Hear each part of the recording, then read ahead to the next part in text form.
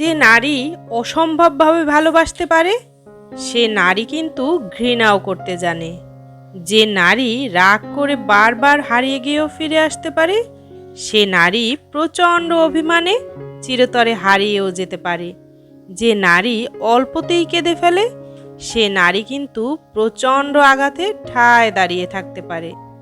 আমাদের নারীদেরকে কিন্তু অনেক কিছু পারতে হয়, তাই না? Hello everyone, good morning. কি অবস্থা, কেমন আছেন সবাই? আশা করছি যে যেখান থেকে আজকের ব্লগটি দেখছেন সকলে খুব ভালো আছেন। বাংলাদেশের ছোট্ট নগরী আর আমার প্রিয় প্রাণের শহর বরিশাল থেকে বলছি। নতুন আরও একটি সুন্দর দিনের সাথে শুরু করছি আজকের ব্লগটি। আর পুরো ব্লগটি জুড়ে থাকতে পারেন আমার সাথে। আই হোপ আপনাদের ভালো লাগবে।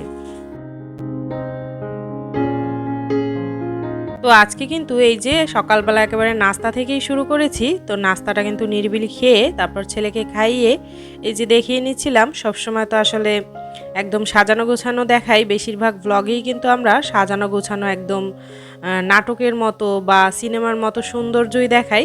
তো আজকে আমি এর জন্য একটু দেখিয়ে নিচ্ছিলাম যে এই যে সকালবেলা কিন্তু ঘরদোরের অবস্থা এরকম থাকে। তো সকালবেলা যেহেতু ঘুম থেকে উঠতে একটু দেরি হয়ে গিয়েছে, আর এই শীতে কিন্তু আমি একটু ইচ্ছে করেই দেরি করে উঠি।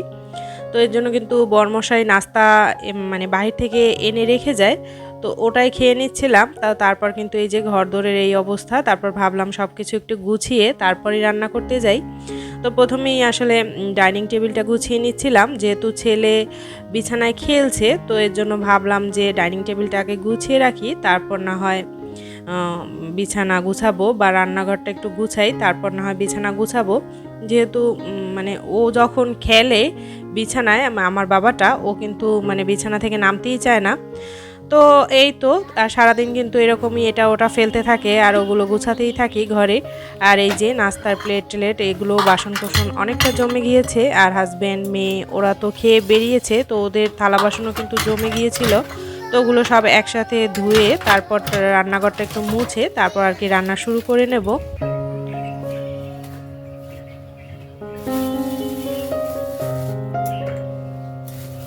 আর এই যে রান্নাবান্নার থেকেও কিন্তু আজকাল এই যে ঘরের এইসব টুকটাক কাজ করতেই দেখছি বেশি দেরি হয়ে যায়।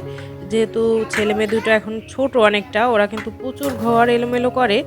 আর রান্নাবান্না করার থেকে মানে এগুলো এই ঘর গোছানো, তারপর ঘরের এটা ওটা মানে এলোমেলো জিনিস পরিষ্কার করা, ওগুলো করতে করতেই কিন্তু আজকাল বেশি দেরি হয়ে যায়। আর একটু না গোছালেই এমন অগোছালো হয়ে থাকে সব। তো যাই হোক, এগুলো গুছাই তারপর না হয় রান্নাটা করব। তো যারা এই মুহূর্তে আমার ভিডিওটি দেখছেন অথচ লাইক দিতে ভুলে গিয়েছেন, তো আমার ভিডিওর কোনো অংশ যদি একটু ভালো লেগে থাকে প্লিজ একটা লাইক দিয়ে বাকি ভিডিওটুকু কন্টিনিউ করবেন। এছাড়াও যারা আমার চ্যানেলে নতুন আছেন, আমার লাইফস্টাইলমূলক এই ধরনের ভিডিও দেখতে যদি আপনি পছন্দ করেন, তাহলে কিন্তু আমার চ্যানেলটি সাবস্ক্রাইব করে আমার ছোট্ট পরিবারটির পাশে থেকে যেতে পারেন। এছাড়াও আমার যে সকল প্রিয় আপু দিদি বা বোনুরা শুরু থেকে শেষ পর্যন্ত আমার ব্লগের সাথে আছেন এবং মানে আমার চ্যানেলের শুরু থেকে শেষ পর্যন্ত আছেন এবং প্রতিনিয়ত আমাকে কমেন্ট করে তারপর কিন্তু আমাকে সাপোর্ট করে যাচ্ছেন, তো সেই সকল আপু বনু দিদিদের মানে এত অকৃত্রিম ভালোবাসা, আসলে এই ভালোবাসা ফিরিয়ে দেওয়ার মতো কোনো ভাষা বা মানে কোনো কিছুই আমার কাছে নেই। তো তাদের জন্য কিন্তু মন থেকে সবসময় অনেক অনেক দোয়া থাকবে বা প্রার্থনা থাকবে তাদের জন্য, তারা যেন সবসময় আমাকে এভাবে সাপোর্ট করে এবং নিজেরাও জীবনে অনেক এগিয়ে যায়।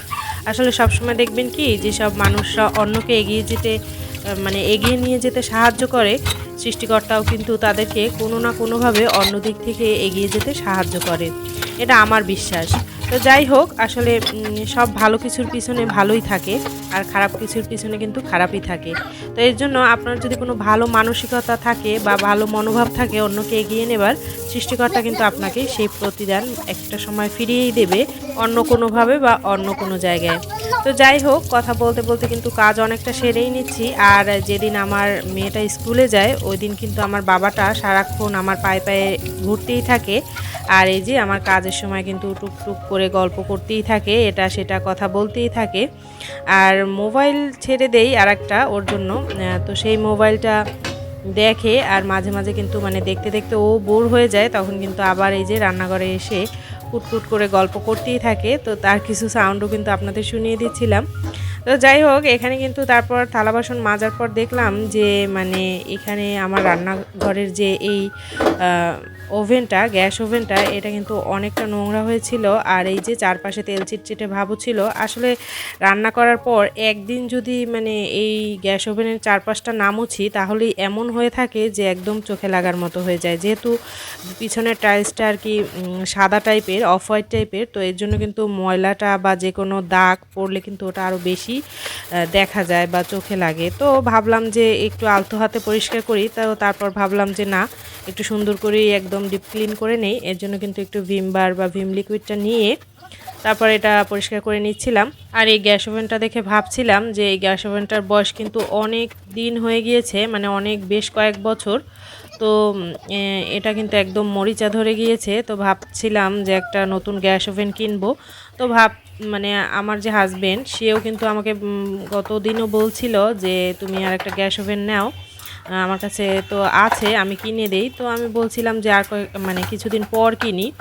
আসলে কি আমরা অনেক সময় জীবনে শো অফ করার জন্য অনেক কিছু করি, কিন্তু আমি আমার লাইফে শো অফটা খুব কম পছন্দ করি। আমার যা আছে, অনেকে কিন্তু যার যা আছে তার থেকেও বেশি দেখানোর চেষ্টা করে, কিন্তু আমি আবার মানে একটু অন্যরকম।